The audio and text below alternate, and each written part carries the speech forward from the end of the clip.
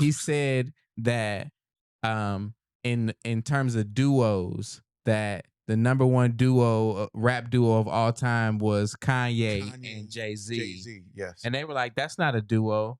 Like, He was like, Outkast they is a they duo. made He's an like, what you talking about? They made an album. Watch the Throne. Well, they had a group name, so I would consider them a duo, but I'm gonna put them at. I mean, Meth and Red, you would consider to be a duo. They came out with 2 albums, Blackout 1 and 2, right? And they did a couple singles on. He said Jay-Z and Kanye. I mean, but then he if said you had to have a partner, having Jay-Z or Kanye as your rap duo partner, that's pretty strong. Right. I was just wondering if it was the same kid. I have no clue. I know exactly. They be going can proceed. So I have no clue, but that's where it came from. Okay. And that's what, but I don't really have the best opinion of Jim Jones when it comes to stuff like that. I think that I started losing respect for Jimmy when this is years ago, it's like 20 years ago now, when 50 Cent and Cameron was beefing. The beef started because Cameron was defending Jim Jones, who, by the way, we wouldn't even know who he was if it wasn't for Cameron. Cameron is what brought us Jim Jones. But Jim Jones, Cameron and 50 Cent beef started because 50 Cent was trying to downplay Jim Jones' first album, and Cameron went at him for that. Lo and behold, a little time passed.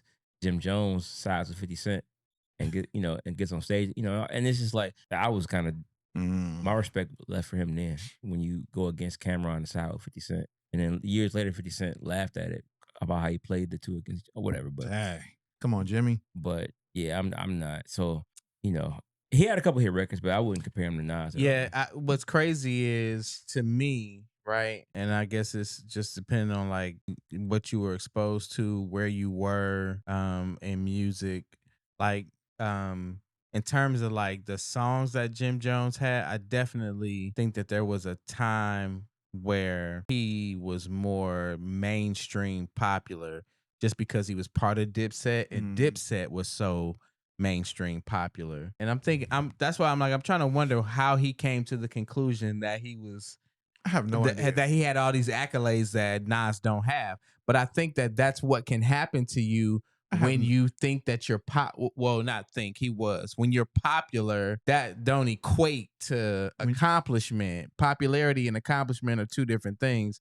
People can be not qualified for something and get it because they're popular. I do think that, if he go to the club and he thinking everybody in there cheering for him, whatever, and he don't hear as much noise around Nas' name, Nas is just, to me, respected more so for the art itself in a different way. And I wonder if just the flashing lights made him delusional about what his stat. I don't know. I feel like it's got to be a reason why he thinks he's fresher than Nas. Well, a lot of times I think people do stuff like this because they want to be relevant, right? Yeah, because it seemed like Fat Joe was trying to slow him down. Fat Joe was trying to like he was like, I'm not trying to gas you up, but Jim was like, nah, you brought it up, so let's go. Yeah, it's like a relevancy thing, right? I'm not popping right now, so who can I talk about or say things about or compare myself against that probably people will go, nah, that's crazy. But he didn't start it though. He didn't start it, but cool. He didn't start it, but he should have came out and said. And he didn't come out and say nothing. Joe asked him. He should have came out and said, I don't have as many hits as Nas. I don't have as many billboards as Nas. Like, as soon as you start talking about, but then again, that's where pride and ego come in, right? He said he grew up. No, he said, I grew up listening to Nas. I look up to Nas. I get that. Nas is an idol to me in terms of how I view hip hop, especially where he started with that. That statement before he started talking crazy was crazy. Because I actually put it's in there. Yeah, it's in here. The clip where he starts. You said it. Where he starts by saying, But look, we trying to act funny when it comes. No, I've been spanking a lot of this shit. I'm talking about the industry. I've been putting on. So let's not get into that where we get into numbers and I got to show you the statistics of what I've done. You heard to what other people was done. You heard, and if you want to go to the Billboard entries, pull up Nas Billboard entries and pull up my Billboard entries. Listen, we can't compare the two. What I'm trying to I'm glad that's why I said Joe was trying Joe was like, Joe was trying to temper it. Like Joe was like, I'm not trying to be the reason why these two dudes end up going at each other. Like, hey, bro.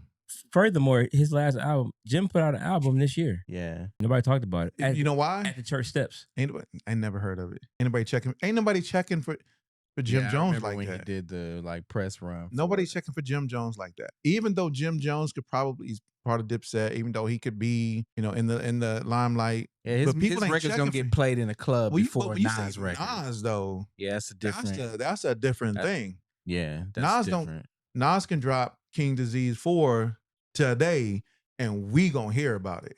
Yeah, We gonna hear about it. We gonna listen to it, and we gonna talk about this album. Ain't nobody talking about Jim Jones. Jimmy, ain't nobody talking about your album.